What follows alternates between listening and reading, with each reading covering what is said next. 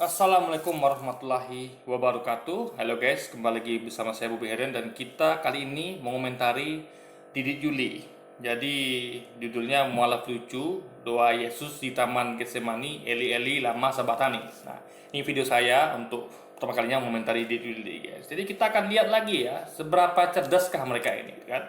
Para pedebat ini, yang para orang-orang yang mengaku ahli orang-orang teolog ini guys, kita akan buktikan di video ini gitu. Dan di video-video sebelumnya sudah saya buktikan kan. Sekarang kita masuk ke video ini guys, kita langsung mulai di videonya gitu guys ya. Yang berdoa di Taman Getsemani itu Yesus, bukan Nabi Isa. Karena Nabi Isa itu hanya ada di Islam, bukan di Kristen. Jadi Yesus ketika berdoa di Taman Getsemani, Eli Eli lama. Ntar saya potong lagi ya. Di awal aja gini, kita perlu komentar gini ya. Isa dan Yesus itulah orang yang sama. Itu perlu dipahami ya. Jadi kalau kita pakai logika sederhana guys ya, nih, ya. Kalau ada lihat kisah di Quran dengan di Alkitab itu kurang lebih sama, hanya terjadi penyimpangan. Misalnya perbedaan kalau di Al-Quran itu sebutkan kalau dia diselamatkan, kalau di Alkitab kan dia meninggal, mati di kayu salib. Itu bedanya. Tapi kebenaran besar sama. Jadi namanya aja beda guys, penamanya beda, tapi orang sama. Jadi orang itu sebenarnya sama. Jadi yang di Taman Getsemani itu ya, itu kalau Muslim nyebutnya Isa gitu, kalau Kristen nyebutnya Yesus. Cuman karena mualaf ini ngomong kepada orang Islam, makanya pakai Isa gitu. Karena kalau pakai Yesus, orang Islam nggak tahu mungkin kan, nggak semuanya tahu gitu. Nah, jadi ini hanya masalah nama. Nah, kedua, kalau kita lihat ya, beliau itu kan orang Israel. Jadi orang Israel itu lebih cocok dipanggil Isa apa Yesus guys? Karena Yesus nih, Yesus, Paulus itu lebih cocok didekatkan dengan Romawi. Ya. Paulus itu aja nama awalnya bukan Paulus tapi Paul, gitu kan? Paul berubah jadi Paulus itu. Jadi Paulus itu kan dinama gitu guys. Nah, tidak kemungkinan nama beliau Nabi Isa juga diganti dari Yesus itu. Karena dia dari Paulus ini juga diganti namanya kan. Nah, ya nama-nama seperti Bakiran Us nih, kita pakai logika aja ya. Saya bisa sebutkan ya, mirip nggak nih guys? Ya, jadi kalau anda pakai logika, anda akan katakan mirip gitu, ya kan? Yang akhiran Us gitu kan, Yesus, Paulus, ya Matius, Benedictus, Julius, apa lagi? Sarcophagus, nah, apa lagi ya? Benedictus, apa lagi? Macam-macam yang akhiran Us guys. Itu adalah nama-nama Romawi. Ya, makanya Isa lebih cocok dinamakan sebagai orang Israel gitu kan. Nah,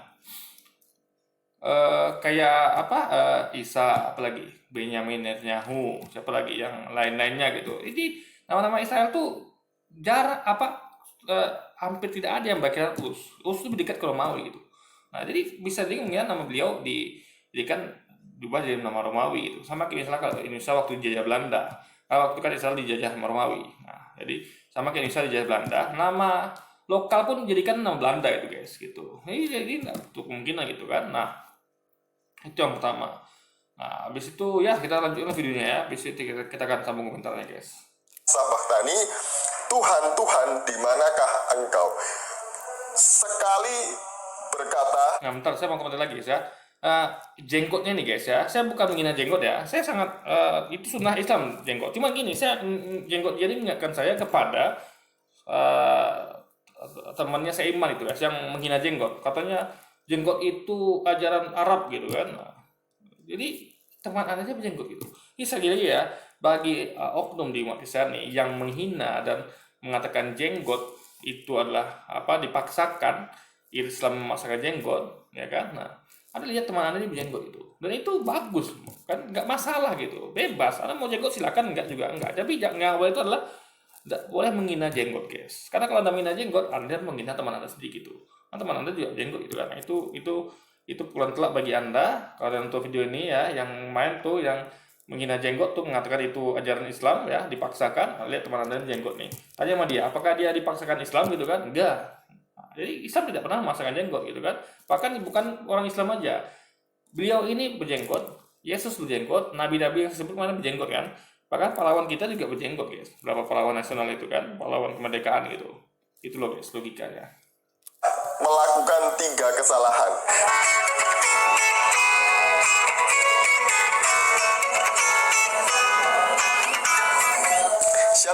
salam damai sejahtera di dalam kasih Kristus. Berjumpa lagi dengan saya, Didi Juli. Kita akan belajar berapologetika bersama-sama di channel ini.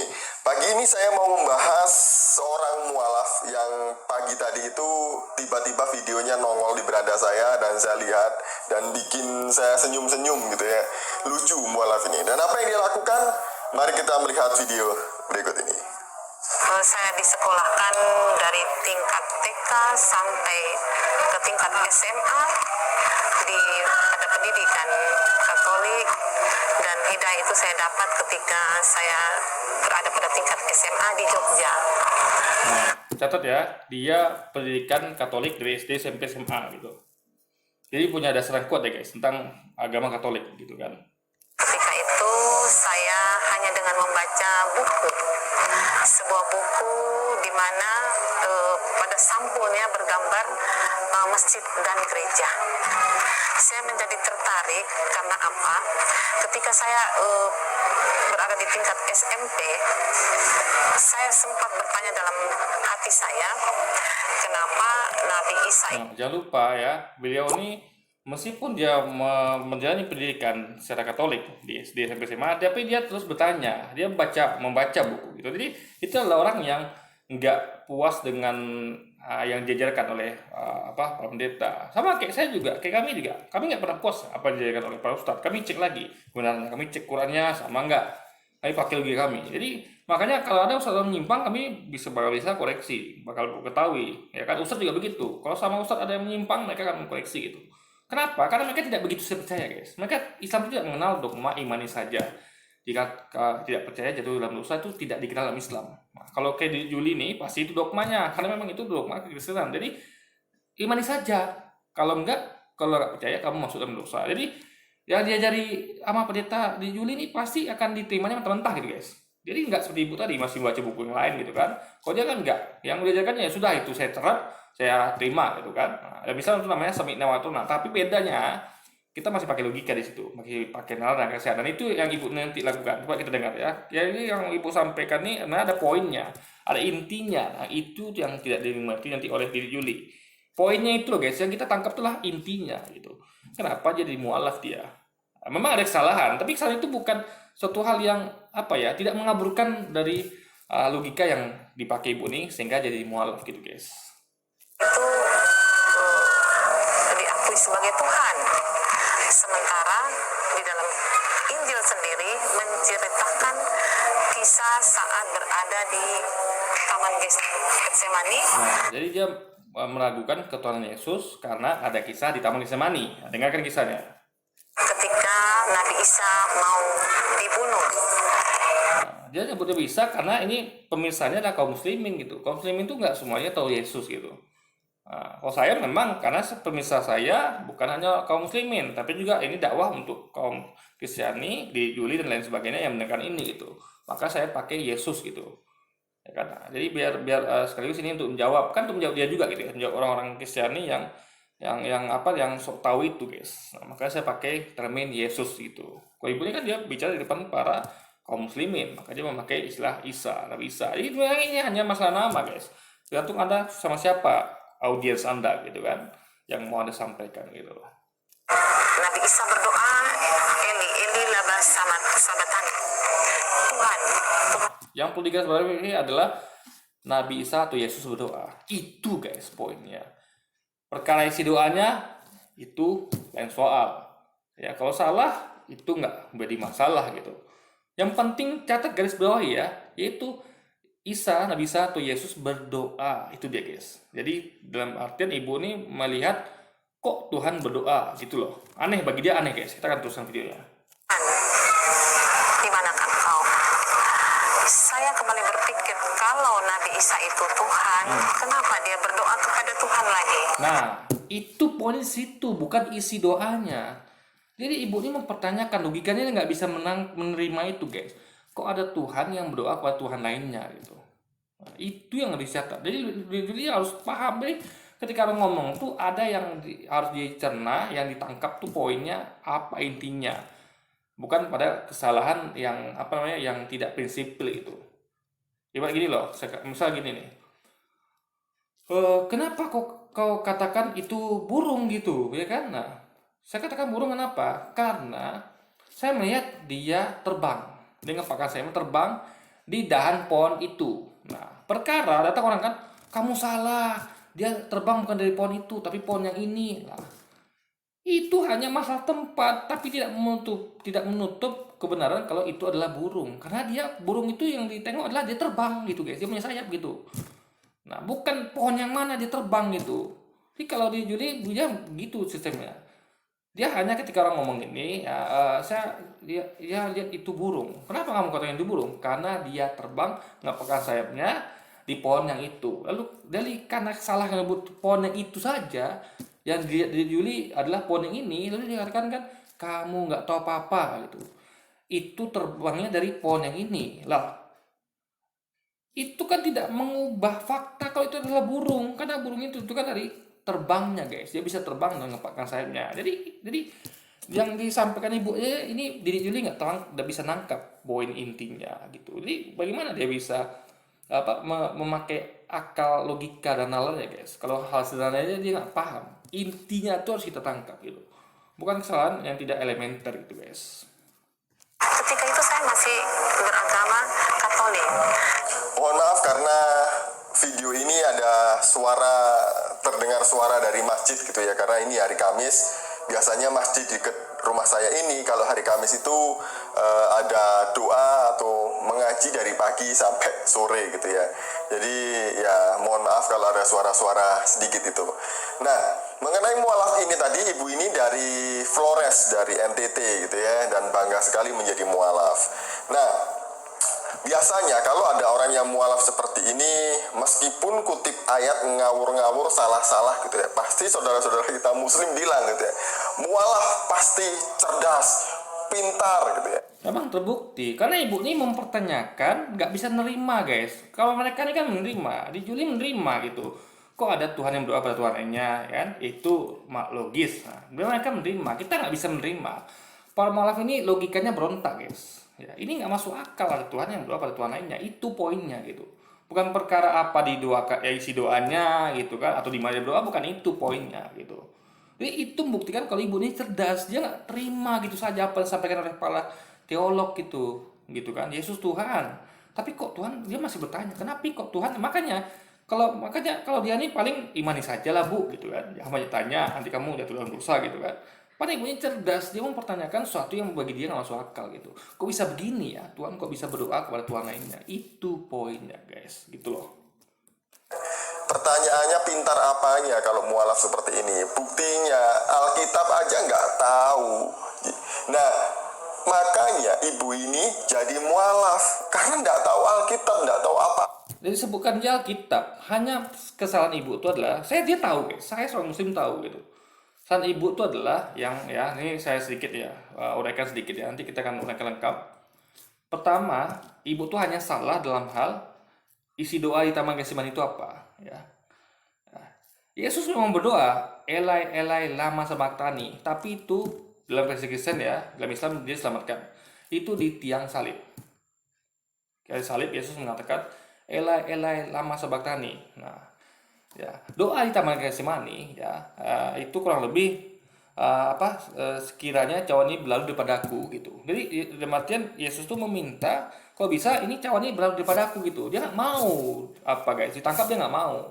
Makanya berdoa meminta ya Allah atau apalah gitu kan. Yang penting dia meminta sekiranya cawan ini alias derita ini bisa berlalu daripada aku. Nah, jadi dia meminta tolong pada Tuhannya supaya dia dilewatkan dari derita ini gitu. Dia nggak mau guys ditangkap. Makanya itu buktinya dia tuh lari bersembunyi di Taman Getsemani. Ingat loh, Taman Getsemani adalah berupa hutan lebat. Ya, Taman Getsemani adalah hutan yang lebat gitu dan di tengah malam buta. Nah, Anda bayangkan hutan itu udah rimbun, ditambah tengah malam buta, ya kan, ada lampu, apa dia gelap gulita, akan susah ditemukan gitu. Apalagi dia masuk berdoa ke tengah-tengah gitu guys, ya makin susah ditemukan. Nah, sementara apa terjadi di pintu pagar mau masuk, dia menyuruh dua muridnya ya untuk sebelum dia masuk ke tengah-tengah, dia mengatakan ya saja apa nih guys ya, dia menyuruh muridnya ya gila besarnya, adakah kalian uang untuk membeli pedang? Nah, muridnya berkata tidak ada, hanya ada jubah gitu. Nah kalau gitu jualah jubah kalian dan belilah pedang gitu. Nah, pedang itu apa? Untuk emas apa? Enggak. Untuk jaga-jaga guys. Karena Yesus tahu hal buruk akan terjadi, yaitu dia ditangkap. Nah, untuk itu dia nggak mau, makanya disuruh muridnya menjual jubah untuk beli pedang, untuk mengadakan perlawanan gitu, untuk bela diri gitu.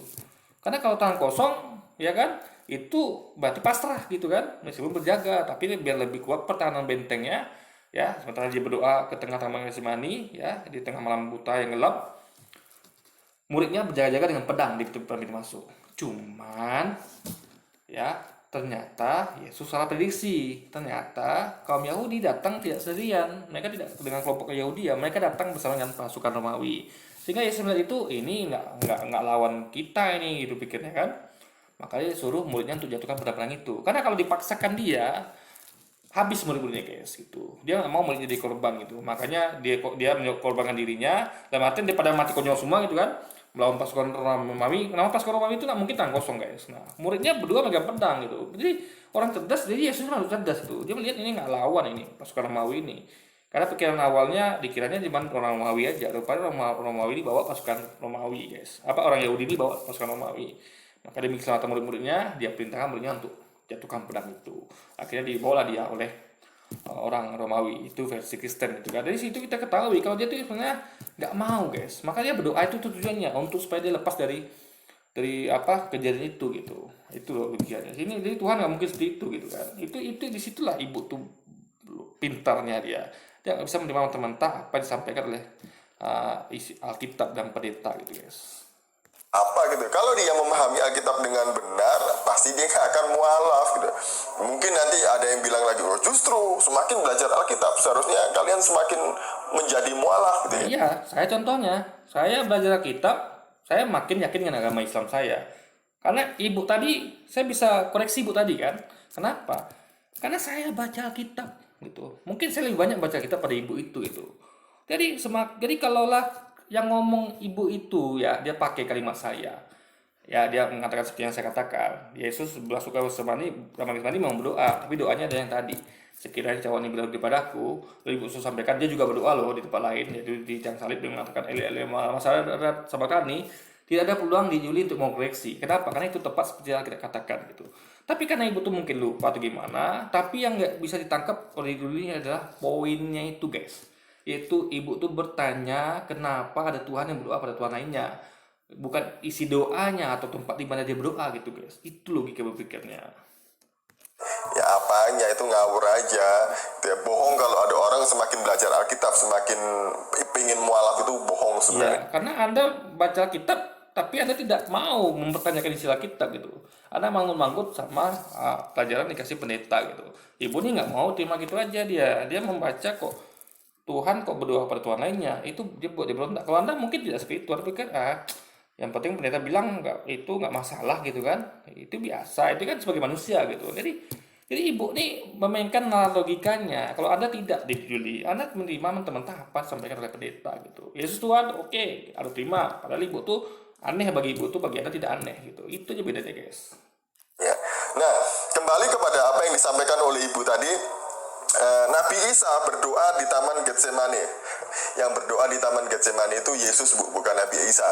Karena Nabi Isa itu hanya ada di Islam, bukan di Kristen. Nah, itu udah saya sanggah ya.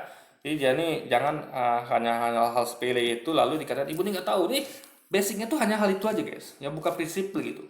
Katanya ibu ini nggak tahu gitu. Loh, ibu tuh tahu, makanya dia sebut ada Yesus pernah berdoa, Elai lama sabatani. Yesus pernah berdoa di Taman Getsemani. Cuman kan yang ibu tuh lupa entah bagaimana, kan posisinya aja ketukar gitu guys. Jadi ibu ini tahu, cuman posisinya lupa, dia ketukar itu. Ini bukannya ibu ini nggak tahu apa-apa, ibu ini tahu. Gitu. Ibu bahkan ada mungkin orang Muslim atau orang Kristen yang nggak tahu mungkin ya. Ada doa beliau yang bunyinya ele masa batani, atau berdoa di Taman Getsemani pun ada juga orang nggak tahu mungkin. Tapi ibu ini tahu guys gitu. Nah, jadi kadang-kadang ibu nggak tahu, hanya karena dia salah dalam meletakkan posisi aja gitu guys. Dan itu bukan prinsip, tidak menghilangkan fakta kalau dia heran, tidak logis bagi dia kok ada Tuhan yang berdoa kepada Tuhan lainnya. Itu poinnya guys. Jadi Yesus ketika berdoa di Taman Getsemani, Eli Eli lama sabachthani, Tuhan Tuhan di manakah engkau? Sekali berkata melakukan 3 kesalahan. Ya ampun, makanya mualaf bu, nggak heran saya ya. Nah, Justru yang kami heran kenapa Anda nggak mualaf gitu? Apa Anda tidak pernah bertanya kenapa ada Tuhan yang doa Tuhan lainnya gitu? Ibu ini tidak benar dia mualaf gitu. Anda yang tidak memakai logika Anda gitu dan menerima mentah-mentah apa yang disampaikan oleh teolog-teolog sebelumnya gitu guys. benarkah Yesus berdoa di Taman Getsemani? Isi doanya, Nah, benarkah Yesus berdoa di dalam Getsemani? Benar. Nah, isi doanya apa beda, tapi tetap dia berdoa. Nah, untuk fakta kalau dia memang berdoa di Taman Getsemani, nanti kita akan bacakan guys. Dia akan nanti akan atapkan ayat dan kita akan teliti ayatnya. Apa yang diisi doa Yesus gitu. Tapi faktanya itu Yesus berdoa gitu kan. Eli Eli lama sabachthani, Tuhan Tuhan di manakah engkau? Mari kita lihat supaya kita tidak sebarkan hoax gitu ya.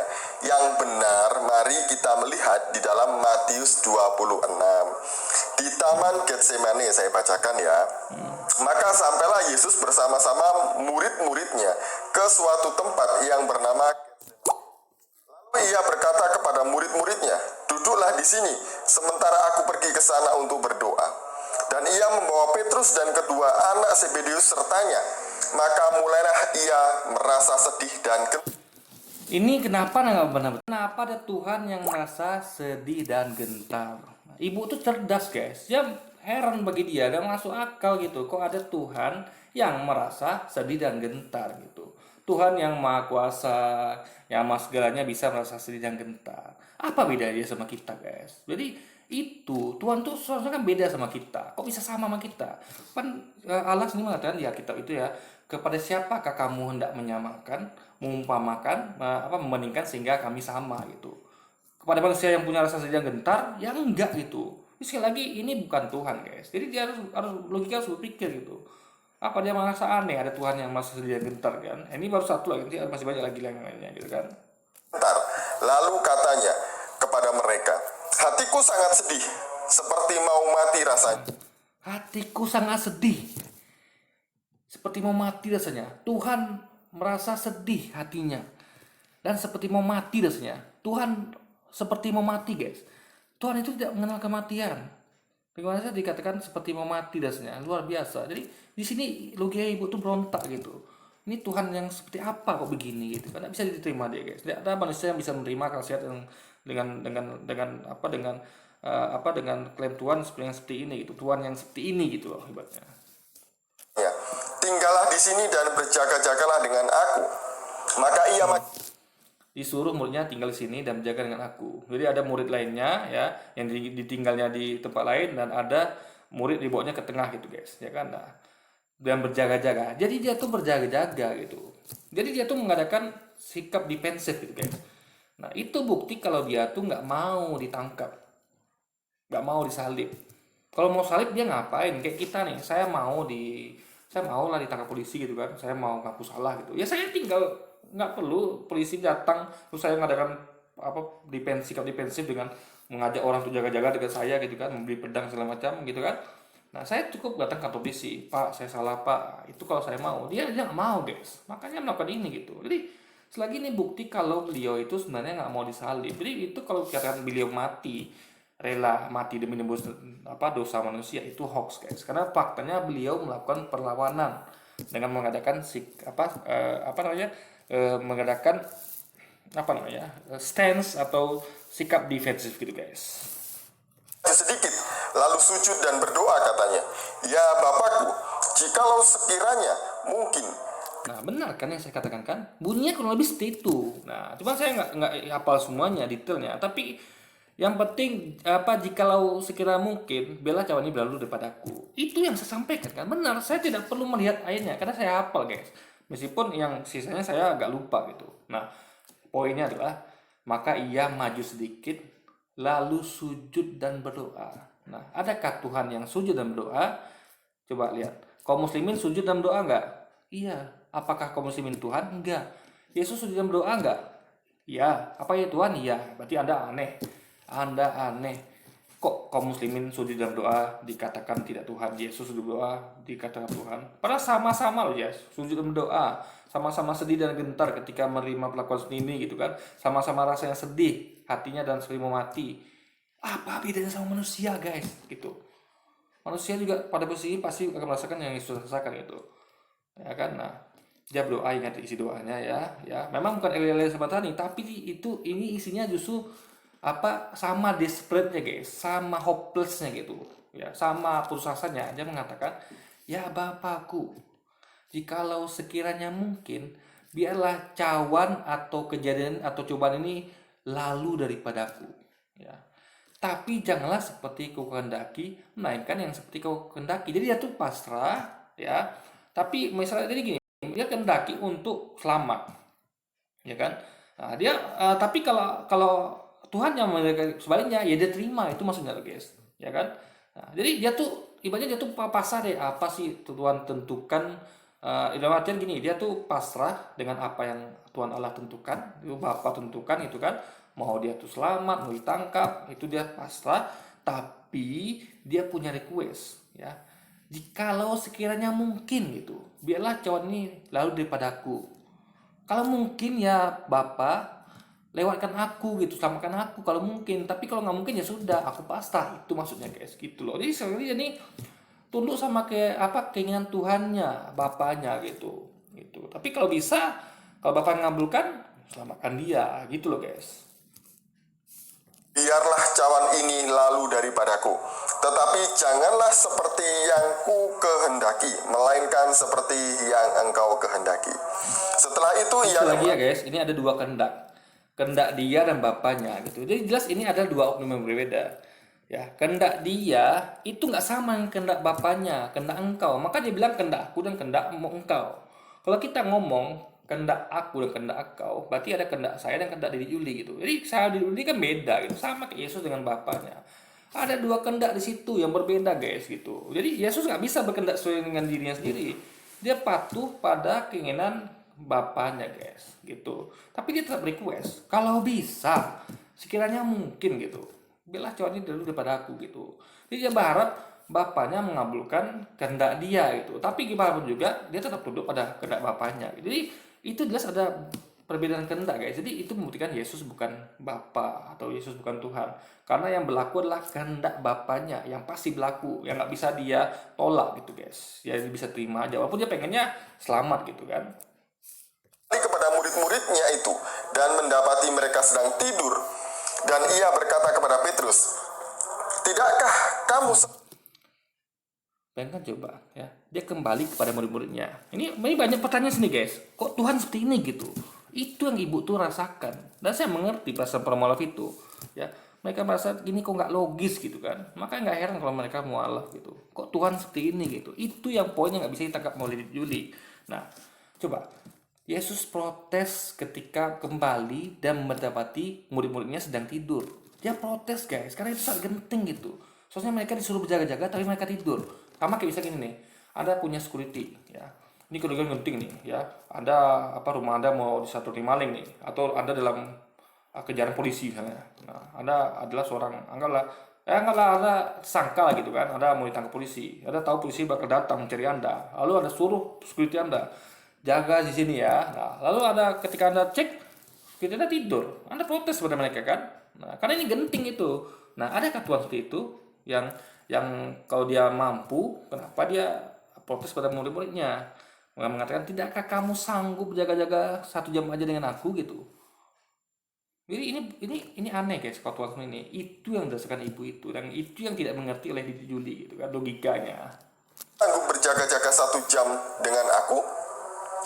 Berjaga-jagalah dan berdoalah, supaya kamu jangan jatuh." Nah, berjaga-jagalah dan berdoalah supaya kamu jangan jatuh dalam percobaan.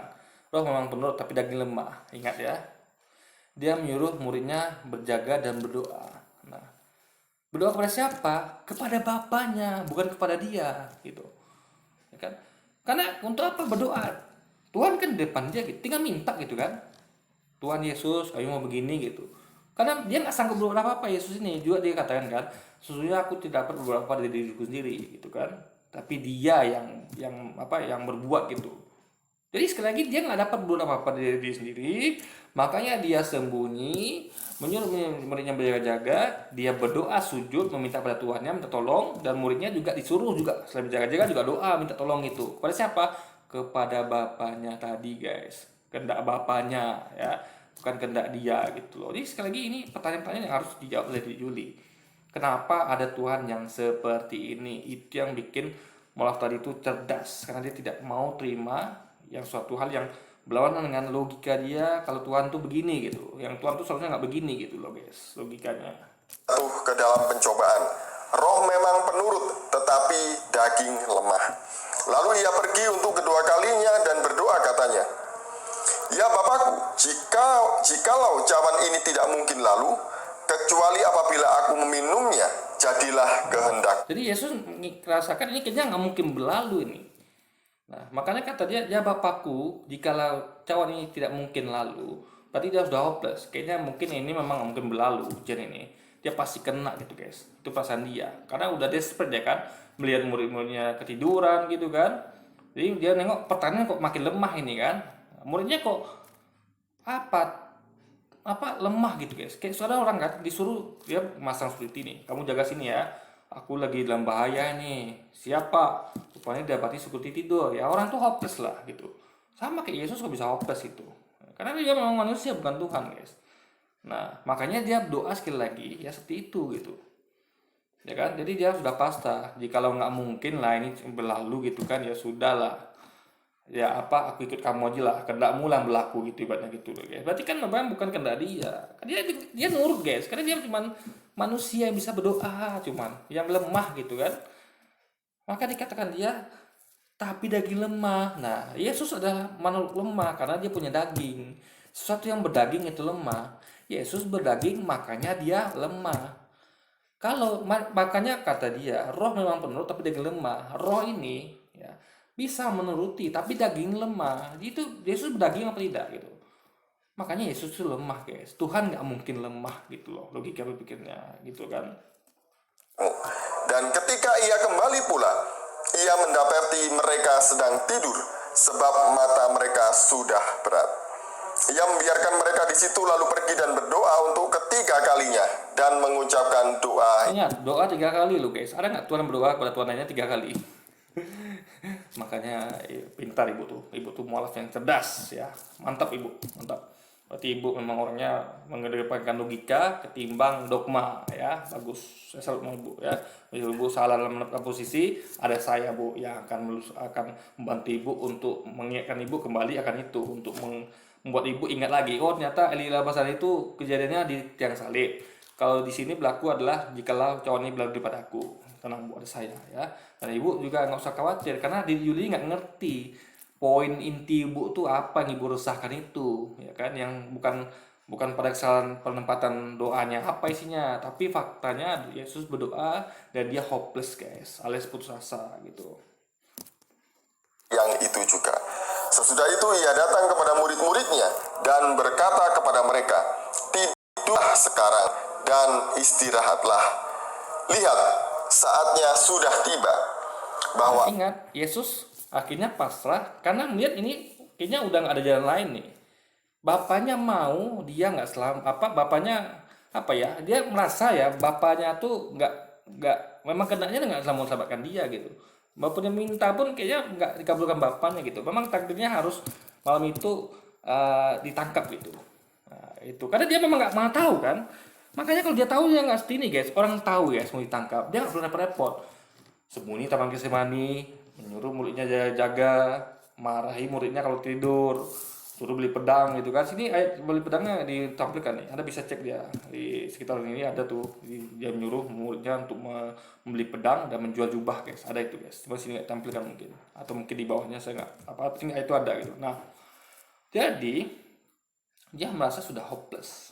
Jadi keinginannya nggak bisa berlaku. Jadi dia tunduk pada keinginan Tuhannya gitu.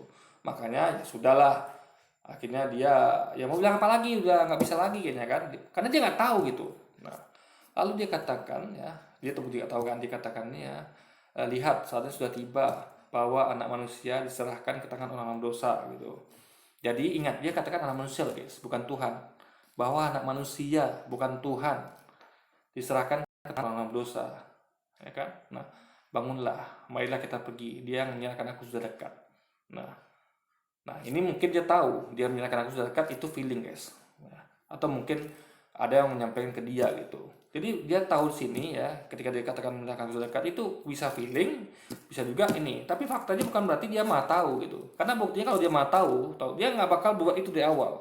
Nggak mau dia repot-repot, suruh jaga-jaga segala macam gitu. Ya kayak kita lah, kalau kita memang sudah tahu bakal ketangkap, ya ngapain kita repot-repot, sembunyi doa, ya sudah kan. Kita tahu logika dia ketangkap, ya sudah, cukup kita di rumah aja. Itu ngapain ada repot kalau ketangkap juga gitu. Berarti dia nggak tahu kalau dia bakal ketangkap. Tapi ketika sudah waktu makin dekat, dia baru feelingnya makin kuat, kayaknya nggak bakal bisa lolos ini. Nah, akhirnya dia pasrah guys. Itu yang terjadi. Itu buktinya kalau dia bukan Tuhan. Kalau Tuhan nggak mungkin seperti itu guys. Anak manusia diserahkan ke tangan orang-orang berdosa. Bangunlah, mari kita pergi. Dia yang menyerahkan aku sudah dekat. Jadi Yesus berdoa sampai 3 kali, tidak ada doa yang isinya Eli, Eli, lama sabachthani. Jadi ibu ini bohong, itu tidak ada. Gini guys, jangan katakan tentang itu ibu ini bohong gitu. Bisa jadi dia lupa gitu kan. Tapi kan dia benar ketika mengatakan Yesus berdoa di Taman Getsemani gitu. Jadi gini guys ya, ada orang yang bohong, itu misalnya Yesus pernah berdoa, dia mengatakan Yesus berdoa, itu bohong total. Nah kalau lupa, misalnya nih, saya misalnya lupa, saya sebutkan doanya, ya sekiranya berlalu daripada harapanku, mungkin kurang lebih nggak seperti itu, tapi tepatnya nggak seperti itu, tapi kurang lebih seperti itu gitu. Jadi yang dikatakan tentang nggak sama, berbeda, itu dikatakan saya bohong, enggak. Patokan bohong bukan seperti itu. Patokan bohong itu adalah ya Yesus, dia mengatakan Yesus itu faktanya berdoa, dikatakan berdoa, itu baru bohong. Tapi masalah apa yang diucapkan itu keliru, ya itu memang doa juga, tapi di tempat lain Yesus di tiang salib sama-sama doa, itu bukan dia bohong. Cuman dia lupa, ketuker doanya gitu. Ini kan lilin masa daripada ini kan soalnya doa di tiang salib. Doanya yang di ini kan seharusnya bunyinya adalah ya jikalau cawan ini berlalu padaku. Itu saja guys, ketuker doanya gitu. Jadi dia ibu ini nggak berbohong gitu. Bisa jadi dia lupa gitu. Tapi tidak untuk fakta kalau Yesus memang berdoa, dan itu bikin dia heran, dan itu alasannya kenapa dia mu'alaf, karena dia memakai logikanya, nggak bisa terima logika yang seperti ini gitu guys. Tuhan kok berdoa kepada Tuhan lainnya, dan itu dalam keadaan desperate, tidak tahu ya hopeless lah gitu, dan mengambil hal-hal yang nggak berguna, ya sia-sia, karena toh dia tahu bakal kena tangkap juga gitu kan. Kalau berarti dia nggak tahu dia bakal kena tangkap. Kalau dia bakal tahu dari awal, dia nggak perlu begitu gitu kan. Berarti dia membuktikan itu dia nggak tahu guys. Dia adakah Tuhan yang hopeless, putus asa, sedih, gentar, ketakutan, protes, komplain pada muridnya karena muridnya ketiduran gitu kan, menyuruh muridnya berjaga-jaga, padahal dia Tuhan gitu kan. Untuk apalagi dia bisa melakukan apa saya kehendaki dia kan. Jadi itu di situ ibu ini logikanya melawan guys. Di dalam Alkitab, karena Eli, Eli lama sabachthani itu adalah perkataan Yesus di kayu salib ketika. Nah kan benar saya sampaikan, saya hafal, ibu tuh mungkin lupa guys. Jadi gimana ya? Justru kenapa? Jadi karena saya lebih baca kita mungkin daripada ibu tuh, saya lebih sering nge-refreshnya. Kenapa? Karena saya berdebat, saya bikin konten, makanya itu saya refresh setiap hari gitu. Ya dalam konten-konten saya. Ibu tadi mungkin karena jarang dia refresh gitu kan, lupa mungkin dia gitu. Itu poinnya di situ guys, yang harus Yuli ini pahami gitu. Jadi semakin kita baca kitab, kita akan semakin beriman. Ibu tuh benar apa poinnya, apalagi kalau dia tahu ternyata Yesus doa 2 kali rupanya, bukan hanya di situ, di kayu salib juga berdoa juga. Makin yakin lah dia. Enggak, ini saya udah lihat dia berdoa sekali nih, dia berdoa lagi nih, ini memang bukan Tuhan nih, karena dia ternyata ada lagi momen dia berdoa yang lainnya gitu guys. Jadi itu kan kalau ibu ini tahu atau dia ingat kalau itu doa itu di tempat lain, dia akan makin yakin dengan imannya, karena ada kejadian Yesus doa di tempat lain gitu kan. Itu logika berpikirnya guys. Dia disalib, yang artinya Allahku, Allahku, mengapa engkau meninggalkan aku? Bukan Tuhan, Tuhan, di manakah engkau? Aduh, bu lucu. Nah ya, Jadi gini, memang betul kata dia, kenapa kau meninggalkan aku? Nah, ini kalau kita lihat dari segi bahasa ya, itu lebih parah. Ya, ini saya lupa guys, saya aja lupa. Tapi mungkin kalau nggak salah saya sebut yang sama ibu tuh kan, di manakah engkau kan? Yang benar memang suka dijuli nih memang. Tuhan, Tuhan, kenapa kau meninggalkan aku? Nah, ini logikanya ya guys ya. Saya aja lupa nih, saya yang baca kitab lupa. Jadi ini sekali bukan bohong. Makanya manusia tuh punya memori gitu, ya kan? Nah, jadi minimal Anda sudah ingat deh gitu kan. Nah, kalau sedikit lupa tuh biasa daripada nggak ingat sama sekali, ya kan. Nah, karena banyak yang harus dihafal, kayak hafal Quran gitu kan. Jadi hafal Quran enggak gitu kan. Saya hafal banyak ayat meskipun surat dan meskipun nggak semuanya, tapi jadi nggak hafal semua ayat kitab kan. Bahkan dia cuma paling tahu beberapa gitu. Dan itu pun nggak tahu lengkapnya juga gitu. Nah, dia pun tahunya cuma dalam terjemahannya, nggak dalam bahasa aslinya. Kalau saya, insya Allah tahu aslinya dan terjemahannya gitu guys. Nah, jadi banyak lagi yang perlu dihafal. Kalau lupa-lupa sedikit itu biasa gitu kan. Nah, poinnya adalah ini lebih parah guys ya. Ketika dikatakan Tuhan, Tuhan di manakah engkau dengan Allahku, Allahku, kenapa engkau meninggalkan aku? Ini sama saja sebenarnya guys. Ya, coba kita telah pakai logika. Tuhan, Tuhan di manakah engkau? Ya kan? Berarti Tuhan, Tuhan, ya kan? Itu Tuhannya siapa gitu? Tuhan, Tuhan di manakah engkau gitu kan? Nah, Yesus menyebut kata engkau, berarti bukan dia. Berarti ada Tuhan selain dirinya. Nah, sama dengan ini guys, kurang lebih sama ya. Sama-sama membuktikan dia bukan Tuhan ya. Allahku, Allahku, kenapa engkau meninggalkanku? Berarti kalau dia katakan Allahku, Allahku, atau kita sebut Allahku, Allahku, ya kan? Allah itu kan nama Tuhan, kan? Tuhan Allah gitu. Jadi kalau Allahku sama dengan Tuhan Allahku gitu. Itu juga orangnya. Ya itu juga orangnya, itu juga zatnya gitu kan. Nah, Allahku, Allahku, kenapa engkau meninggalkanku? Berarti situ ada dua umum guys. Allah, Allahku dan engkau dan meninggalkanku. Jelas ada. Jadi jelas Yesus itu mengklaim kalau dia merasa Allahnya, Tuhannya, Tuhan Allahnya meninggalkannya guys gitu. Jadi dia tuh makanya dia protes gitu. Kenapa engkau tinggalkan aku gitu? Nah, itu artinya dia nggak rela salib gitu. Kenapa ada orang yang mengatakan kenapa kau tinggalkan aku gitu disalib gitu kan? Itu saya bukan menghina guys. Saya mempraktikkan mencoba untuk berimajinasi membayangkan apa yang terjadi pada saat itu. Jadi ketika dia salib begini kan, kenapa Allahku, Allahku, kenapa kau meninggalkan aku? Dia protes gitu, bertanya kenapa Allahnya meninggalkan dia sehingga dia ada dalam posisi itu. Kalau orang pasrah kan nggak seperti itu, dia udah paham, ya udah berarti ini memang keinginan Allah gitu. Dia kan pernah menanyakan, ya begini loh, misalnya gini, misalnya ada seorang anak, nah kayak Ismail lah atau Ishak, anggap orangnya sebenarnya Ishak gitu kan. Nah, ketika Ismail mau disembelih, Ismail udah pasrah itu, dia tahu kalau memang dia diperintahkan bapaknya itu untuk menyembelih dia. Agak itu Ishak gitu kan. Kalau Islam Ismail. Nah, ketika anak ini mau disembelih, ada nggak dia ngomong ke bapaknya Ibrahim ini, bapakku, bapakku, kenapa engkau hendak menyembelihku? Itu kalau dia ngomong itu berarti dia nggak pasrah, tapi dia kan diam gitu. Nah, kenapa? Dia tahu ini adalah ketentuan Tuhan untuknya gitu. Yesus nggak seperti itu. Kalau dia tahu itu ketentuan Tuhan untuknya, dia tidak akan protes, tidak akan komplain, tidak akan bertanya, Tuhan apa Allahku, Allahku, kenapa engkau meninggalkan aku? Dia diam aja seharusnya kan. Itu membuktikan kalau dia tuh nggak ikhlas guys. Dia nggak ikhlas mati di tiang salib. Bagaimana Anda katakan dia rela mati di tiang salib demi menebus dosa manusia? Dia aja menunjukkan penolakan berkali-kali kok mulai di Taman Getsemani ya, sehingga di tiang salib pun dia masih komplain gitu. Allahku, Allahku, kenapa engkau meninggalkan aku? Berarti artinya kan seharusnya engkau nggak meninggalkan aku. Kalau nggak meninggalkan aku berarti gimana? Berarti aku seharusnya selamat gitu guys. Karena kalau dia bersama kita kan berarti kita selamat gitu. Karena dia nggak bersama kita nggak selamat gitu guys. Gimana? Kayak inilah. Misalnya ada kita lagi anggaplah dunia fiksi ya, kayak dunia pahlawan, kayak ada Batman, Superman gitu. Datang perampok gitu. Merampok kita. Nah, kita udah guys, mau dirampok nih. Tiba-tiba datang Superman. Ya kan kita berharap, wih Superman akan nolong saya gitu. Ini pada paham ya, saya sengaja pakai Superman karena Superman yang terkenal gitu kan. Tiba-tiba Superman pergi gitu. Pasti orang itu komplain. Supermanku, kenapa engkau meninggalkan aku gitu? Itu terjadinya, tapi orangnya protes itu, kenapa Superman nggak nolong dia guys. Jadi Yesusnya protes kenapa Allahnya nggak nolong dia gitu. Sama kayak saya tadi atau orang tadi protes, Supermanku, kenapa kamu meninggalkan aku.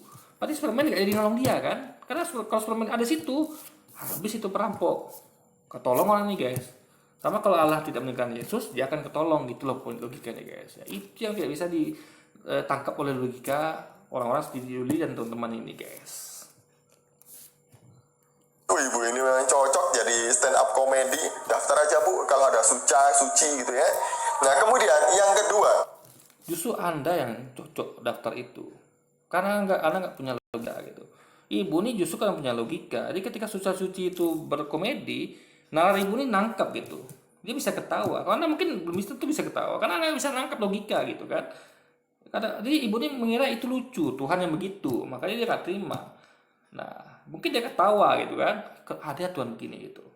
Ini bukan menghina guys ya, karena memang sesuatu yang aneh itu akan membuat, ini sebenarnya bukan Didi Juli yang ketawa ketika nonton videonya, soalnya ibu yang ketawa nengok Didi Juli gitu. Itu poinnya guys. kalau Nabi Isa Tuhan, kenapa dia berdoa kepada Tuhan lagi? Sudah saya bilang bahwa Nabi Isa itu bukan Tuhan, karena Nabi Isa itu ada di dalam Islam. Ya, tapi kan tidak menutup kemungkinan, bukan menghilangkan kemungkinan kalau Yesus berdoa. Ini hanya masalah nama guys. Faktanya adalah mau itu Nabi Isa, mau Yesus, tetap dia berdoa kepada Tuhan yang lain gitu guys. Itu poinnya yang tidak bisa tangkap oleh Juli ini guys. Kalau di Kristen, Yesus itu Tuhan. Nah, kenapa Yesus harus berdoa kalau dia Tuhan? Jadi gini ya, ini orang Dia mulai menjawab dengan dogma dia. Nanti ujungnya bisa jadi kayak Lewis ini yang mengatakan itu Trinitas nggak bisa dibahas pakai ilmu matematika, ilmu pasti itu, alias dia imani saja gitu, emang nggak masuk akal gitu kok ya kan. Nah, itu kita akan lihat bagaimana penjelasan dia guys nanti. orang yang seperti ini pasti tidak paham tentang konsep doktrin Tritunggal gitu ya. Memang nggak bisa paham bro, karena Lewis saja yang ngaku gitu. Ini memang tidak masuk akal, tidak bisa dibahas pakai ilmu matematika, nggak bisa dibahas pakai ilmu pasti gitu. Ini pakai ilmu apa? Ilmu imani saja gitu. Jadi memang nggak bisa pakai logika gitu. Ujungnya kan pasti Tritunggal lagi gitu. Dia orang ini kan ngomong tentang Tritunggal sama kayak Lewis. Lewis saja jujur itu mengakui kalau itu memang nggak masuk akal gitu. Tapi kenapa Anda masih nggak mau mengakuinya gitu? Kok sama lu gitu kan? Akui saja, kejujuran itu lebih baik loh daripada Anda terus bersilat lidah gitu kan, dan oh ini Tritunggal tuh begini begitu. Jadi ujung-ujungnya nanti sama dengan lilin, sama dengan duduk sebelah kanan Bapak, tangan kanan saya gitu. Ujungnya seperti itu guys. Yesus adalah Sang Firman yang menjadi manusia. Nah, Sang Firman menjadi manusia. Saya tahu arti Sang Firman. Sang Firman itu adalah julukan. Kalau kayak apa tuh kayak sang juru bicara. Jadi Sang Firman tuh sama posisinya kayak juru bicara presiden sekarang ini. Siapa juru bicara presiden? Oknumnya beda guys. Jadi presiden mengutus juru bicaranya. Tuhan Allah mengutus juru bicara Sang Firmannya yaitu Yesus. Jadi bukan Allah sendiri, dia mengutus. Ingat, presiden mengutus juru bicara, Allah mengutus Yesus. Sama-sama diutus guys, sama-sama mengutus. Ada dua oknum di situ, itu poinnya. Ketika dia berdoa, ada dua hal yang dapat kita pelajari. Yang pertama, ketika Yesus berdoa atau berbicara gitu ya, inilah kesalahan orang-orang Islam bisa selalu mengartikan doa itu meminta, padahal doa itu dalam Kristen adalah berbicara. Yesus isinya tadi meminta guys ya. Sekiranya ini berlalu daripadaku ya. Ya Allah, sekiranya ini berlalu daripadaku. Nah, itu meminta, dia minta tolong. Itu. Jadi doanya tuh memang isinya meminta gitu. Ya. Sekiranya ini berlalu, sekiranya cawan ini berlalu ya. Jadi tapi kalau tidak bisa ya udah ikut kehendakmu gitu. Jadi dia tuh meminta situ guys. Jadi di si doa Yesus tuh meminta tolong gitu. Karena dia udah posisi pada orang dia kalau orang desperate yang putus asa pasti akan minta tolong. Nggak mungkin Yesus dalam posisi sedih, gentar, putus asa, dia nggak minta tolong gitu kan. Berdoa, berbicara. Ya isi bicara itu adalah meminta pertolongan. Makanya dikatakan dia sekiranya jawan ini berlalu daripadaku gitu. Jadi sama kayak saya misalnya, sekiranya ini perampok ini bisa dilenyapkan gitu, atau saya nggak kena rampok gitu, itu dia meminta guys, supaya dia nggak kena ditangkap gitu. Kayak saya juga, sekiranya saya bisa lepas dari perampokan ini gitu. Tapi kalau nggak bisa ya sudah, sesuai kehendakmu aja Tuhan gitu. Saya pasrah deh kalau rampok. Tapi kalau bisa, sekiranya bisa, hati-hati sama yang ngomong kalau bisa tolong saya lah gitu. Kalau nggak bisa, kalau sejadi mas saya pasrah. Itu loh guys. Itu bukti dia minta tolong guys. Doa itu kebanyakan memang isinya meminta pertolongan gitu. Doa ya. Jadi kalau berbicara beda lagi. Nih saya tanya ya. Saya bicara pada Juli, apa itu namanya doa? Berbicara itu komunikasi gitu. Doa adalah salah satu bentuk komunikasi dalam bentuk permintaan. Ya, itu artinya si doa. Coba Anda lihat orang berdoa deh ya. Nih. Ya Bapa kami, berilah kami kesejahteraan. Itu kan meminta semua. Isi doa rata-rata meminta gitu. Kalau bicara itu komunikasi. Anda bicara ke orang lain, ya kan? Apakah Anda berdoa? Enggak. Bicara adalah komunikasi antar individu gitu.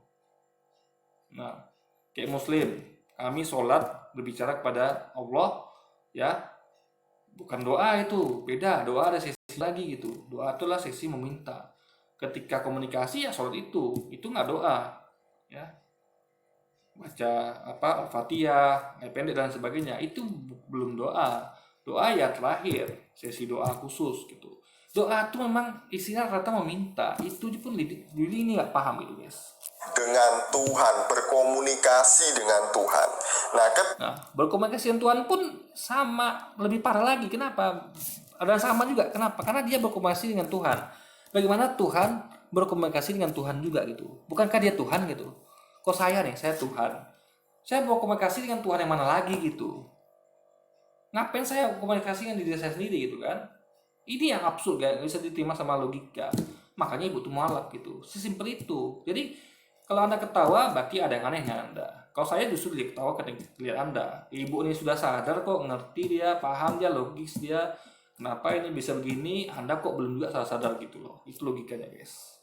Ketika Sang Firman ini berbicara, berkomunikasi dengan Allah, Sang Bapa di surga, ini... Dan ingat, komunikasi itu biasa dua arah ya, kecuali kalau Anda ngomong sendiri. Ingat di situ tidak ada bahasan dari Allah, nggak ada ya. Itu adalah doa itu guys ya. Orang berdoa itu kita nggak dengar apa-apa di atas. Memang kita yakin doa kita terima. Coba deh Anda berdoa ya, ada nggak Anda menerima bahasan dari atas? Ya Tuhan, saya minta kesejahteraan, minta kaya, minta ini itu. Ada nggak jawab di atas? Saya kabulkan gitu, atau nanti saya kabulkan ya. Kalau berdoa itu bentuk komunikasi tapi satu arah gitu. Ingat, satu arah, beda sama dua arah itu. Makanya berbicara itu ya, itu ada satu arah, dua arah. Jadi aneh kalau Yesus berbicara satu arah gitu. Karena kalau komunikasi itu biasanya dua arah. Konteks misalnya, kamu ada komunikasi sama dia nggak? Aku dia ada. Buktinya apa? Saya kontak dia nih. Apa namanya dia? Kalau hati itu misalnya Budi monitor gitu. Nah bisa gini nih, ini gampang ya, ini logis sana. Apa beda komunikasi sama bicara ya? Nih, coba ada bos ya. Jadi bosnya ini kasih suatu kasus biar paham ya. Kalau dia dulu ini ngerti bahasa Indonesia ya, komunikasi itu apa gitu. Nih, ada bos komplain sama karyawannya. Ini gimana sih? Ini kan kalian seharusnya mengerjakan ini berdua. Kenapa kamu kerja sendiri? Kamu udah komunikasikan belum sama temanmu kalau dia tuh memang harus masuk jam segini? Ini tugas dia, udah belum?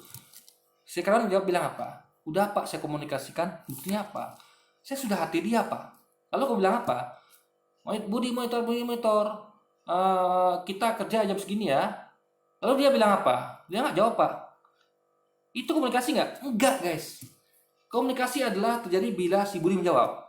Komunikasi dua arah artiannya kan. Budi monitor. Masuk Andi. Budi, kita disuruh bos kerja jam 4 bersama-sama ya. Kita kerjaan tugas kita ini. Oke Budi, oke Andi kopi, saya kesana. Itu baru namanya komunikasi. Ya. Kalau Budi ngomong sendiri di hati, kalau Andi ngomong sendiri di hati, Budi monitor, Budinya diam saja, lalu dia ngomong lagi, ya dia tahu Budi diam aja nih, berarti nggak dengar, ya kan? Berarti dia tahu kalau pesannya nggak sampai gitu, karena nggak ada jawaban.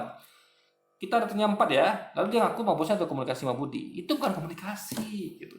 Itu pesan nggak sampai, bicara sendiri guys. Nah, jadi beda, bicara dengan komunikasi itu beda, gitu loh guys. Komunikasi itu ada feedback balik, bicara bisa sendiri gitu. Maka dikatakan komunikasi dua arah. Kalau komunikasi satu arah tuh jarang ya. Komunikasi satu arah tuh bagaimana ceritanya? Komunikasi satu arah. Komunikasi itu biasa dua arah gitu. Kalau komunikasi satu arah namanya bukan komunikasi yang sebenarnya, tapi berbicara pada diri sendiri gitu. Gitu kan. Nah, itu poinnya guys. Jadi Yesus tuh bukan sedang berkomunikasi. Dia sedang berdoa. Berdoa tuh meminta, tapi jawabannya nggak langsung gitu, nggak ada jawaban kan. Coba ada dilihat itu, ada nggak Tuhannya balas dengan mengatakan, Allah mengatakan, oh ya Yesus tenang saja, nggak ada kan. Yang ada adalah mau Yesus ngomong sendiri guys. Itu berarti bukan komunikasi, tapi bicara sendiri gitu guys, gitu. Dalam artian doa, karena isinya meminta kan. Nah itu yang Juli nggak ngerti. Jadi pemahaman bahasa Indonesia saja dia nih nggak paham itu guys. Menunjukkan bahwa ada keterkaitan, ada hubungan yang tidak dapat dipisahkan antara Bapa dengan Sang Firman, yaitu Yesus, Sang Firman yang menjadi manusia. Yang hubungan tidak terpisahkan gitu. Kalau dikatakan Yesus, kenapa engkau meninggalkan aku? Berarti kan terpisahkan tuh guys, ya kan? Jadi ketika dia mengklaim adanya hubungan tidak terpisahkan, loh, Tuhan tidak menjawab doa Yesus, faktanya tidak mengabulkan. Cawani tetap nggak bisa berlalu, alias dia pas kena tangkap juga. Lalu ketika di Tiang dia berkata, Eli sematani kenapa engkau meninggalkan aku? Tetap ditinggalkan Tuhannya, buktinya dia ditolong gitu kan? Jadi hubungannya terpisah guys gitu. Ya dikatakan dia hubungan terpisah gitu. Jadi ini orang nggak ngerti gitu kan. Itu parahnya guys. ketika Yesus berdoa, ketika dia berkomunikasi dengan Bapa di surga, mengajarkan kepada orang. Coba, dia komunikasi sama istrinya, apakah itu berdoa? Beda loh guys, komunikasi dengan berdoa tuh beda gitu. Coba Anda tonton deh, coba Anda klik ya, video orang berdoa, ada nggak ada komunikasi? Ya, saya komunikasi sama istri saya nih, Dek, makan apa kita hari ini? Apa itu namanya doa? Enggak. Tidak akan Anda temukan, Anda ketik video doa terus itu. Pasti doa itu isinya berikan kami kekayaan, berikan kami rezeki, berikan kami kesehatan. Itu doa meminta guys. Nah, jadi dia nggak ngerti beda antara doa sama komunikasi. Jadi dia menyamakan doa dengan komunikasi. Ngaco guys, mawur bener ini orang, gitu kan? Orang percaya, orang-orang Kristen, bahwa Yesus saja dia berkomunikasi dengan Bapa di surga. Lah kita ini manusia biasa, tentu lebih perlu, lebih giat lagi, lebih sungguh-sungguh lagi, lebih banyak lagi berdoa, berkomunikasi. Berarti nggak paham pokoknya guys. Berarti kayak sama Yesus gitu, sama-sama berdoa. Anggap aja sama kan komunikasi, sama. Apa beda gitu sama Yesus itu loh? Itu logikanya ibu tuh main, dia nggak main logikanya aja guys. Yesus berdoa, anggaplah komunikasi sama Tuhan. Kita juga gitu. Cuma karena posisi Yesus adalah nabinya, mungkin kita harus lebih berat lagi pada Yesus. Karena kita bukan nabinya gitu. Nah, apa beda kita sama Yesus? Itu pertanyaan ibu itu. Tolong Anda jawab gitu kan. Jadi dia sama ini nggak menjawab pertanyaan itu gitu. Tapi dia mutar-mutar terus itu guys. Ini sama sekali dia nggak bisa menjawab apa yang ibu tuh pertanyakan dan apa yang saya dan para mualaf lain dan umat Islam lainnya pertanyakan gitu guys. Kepada Bapa di surga. Itu dua pelajaran penting yang dapat kita ambil ketika Yesus berdoa. Jadi seperti itu Bu ya. Tolong dibaca lagi Alkitabnya. Dan ingat, Yesus berdoa dalam keadaan bersujud guys ya. Bersujud loh. Ada nggak Anda komunikasi dengan istri Anda dalam keadaan bersujud? Dengan presiden bersujud ada nggak? Enggak. Anda ketika datang, anggaplah paling tinggi di negara kita presiden. Anda datang ke Presiden Jokowi. Anda mau komunikasi dengannya, apakah Anda bersujud? Enggak guys. Sujud awalnya, jadi ada sujud. Gitu kan? Nah, kalau Anda mau komunikasi, ya kan? Anda kan perlu nengok muka mimik Jokowi bagaimana, presiden. Anda kan bangkit sujud itu, lalu ada komunikasi. Pak, saya ada problem di kampung saya Pak, tolong saya Pak, ini Pak semua Pak. Oke kata presiden. Nah itu komunikasi. Tapi kalau dia bilang Pak, orangnya di depan dia nggak ada gitu, jawaban pun nggak ada gitu. Jadi dia bicara, anggaplah Allah itu tidak kelihatan, tapi ini mah kan ada balasan gitu. Ini tidak, jadi dia tuh ada orang kayak orang datang sujud di tempat Taman Getsemani tadi, anggaplah bukan Yesus ya, orang lain lah istilah. Diri dah datang ke Taman Getsemani ya, bersujud di tengah malam buta, dia sendirian, lalu ngomong, ya kan? Apa itu doa? Jadi nggak kata komunikasi. Lalu tidak ada balasan. Apa itu namanya komunikasi? Gitu. Ingat, dia ngomong lagi bersujud. Ingat, ngomongnya lagi bersujud. Coba. Itu tandanya dia berdoa, minta tolong, makanya dia merendah gitu. Karena dia lagi karena desperate. Dia minta tolong, kalau bisa berlalu di hadapan padaku cobaan ini gitu. Jangan timpakan aku cobaan ini, lalukan itu ibaratnya guys. Dia berdoa guys, minta tolong gitu. Sama kayak dia protes kenapa Allahnya meninggalkan dia gitu. Jadi itu bukti Allah tidak menolong dia. Jadi gimana dia bisa nolong kita? Dia aja nggak ditolong sama Allahnya. Dan dia karena Allah tidak nolong dia pun nggak bisa nolong diri sendiri gitu guys. Dan akhirnya dia mati di kayu salib versi Kristen. Itu poinnya guys. Jadi sekali lagi guys ya. Kayaknya udah sekian dulu video kita kali ini guys. Ini kita udah kelar gitu kan. Jadi ini terbukti sekali lagi. Ujung-ujungnya ya bisanya mengklaim aja gitu. Itu mualaf itu nggak tahu apa-apa gitu kan. Padahal justru mualaf itu tahu gitu. Hanya dia lupa mungkin posisi ayatnya, posisi penempatan. Tapi poin yang ditangkap itu dia nggak bisa guys di Juli ini gitu. Apa menjadi keresahan para mualaf itu gitu. Dan dia nggak bisa menjawabnya gitu. Malah dia makin kacau guys, makin ngawur. Oke. Jadi sekali lagi sekian dulu video kita kali ini guys. Sampai jumpa lagi di video-video selanjutnya dan wassalamualaikum warahmatullahi wabarakatuh guys.